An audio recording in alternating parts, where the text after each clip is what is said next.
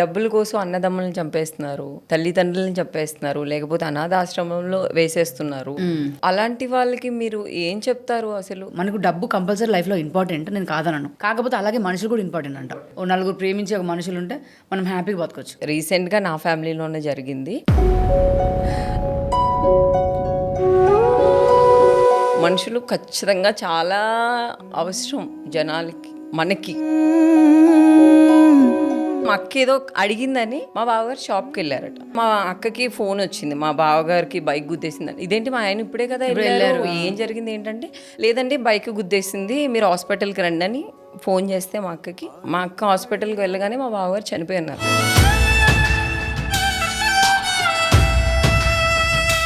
Just bike. So ఏంటంటే మా అక్క మా బావగారు చనిపోయినప్పటి నుంచి బాను, నేను జెన్యూన్గా చెప్తున్నాను,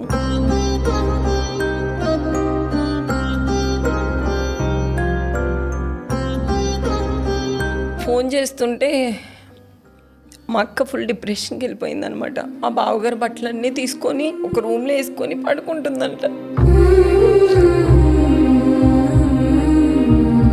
శవాన్ని ఇలా తీసుకొస్తుంటే మా అక్క వాళ్ళ అబ్బాయి నన్ను ఇట్లా హగ్ చేసుకొని, పిన్ని అసలు మాకు టిఫిన్ తెచ్చుకోవడం కూడా తెలియదు పిన్ని, రేపటి నుంచి మేము ఎవరిని అడగాలి.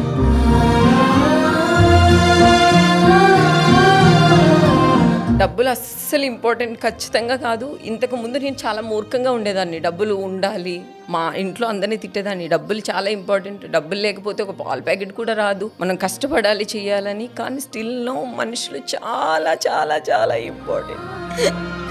ఎందుకంటే మా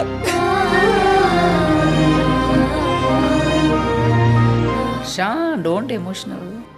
సో దయచేసి ఇంత మంచి ప్లాట్ఫామ్ మీద నేను చెప్తున్నాను, బైక్ డ్రైవ్ చేసేవాళ్ళు నేను తప్పనట్లేదు. మీరు డ్రైవ్ చేసినప్పుడు జాగ్రత్తగా కొంచెం చూసుకొని డ్రైవ్ చేయండి. మీ యొక్క ఆనందం పక్కన వాళ్ళకి అది శాపం ఖచ్చితంగా కాకూడదు. ఈరోజు మా దగ్గర ఎన్ని ఉన్నా కూడా మా బావగారు లేని లోటు మా అక్క దగ్గర మేము తీర్చలేకపోతున్నాము.